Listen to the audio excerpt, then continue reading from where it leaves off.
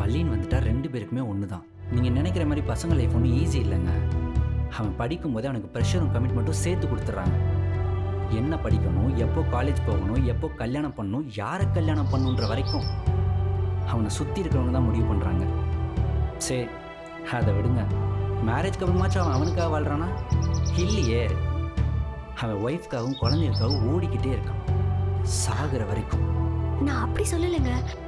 இல்லைங்க, நீங்கள் மட்டும் இல்லை, எல்லாருமே பசங்களை தப்பாக தான் புரிஞ்சுட்டு இருக்கீங்க. வரதட்சணை வாங்காமல் கல்யாணம் பண்ண பசங்க நாங்கள் மாறிட்டோம். ஆனால் லைஃப்பில் செட்டில் ஆகாத பையனை கல்யாணம் பண்ண நிறையா பொண்ணுங்க ரெடி இல்லைங்க. பசங்க நாங்கள் மாறிட்டே தான் இருக்கோம். நீங்கள் மாறலைன்னாலும் பரவாயில்ல, எங்களை மாற விடாமல் பண்ணிடாதீங்க.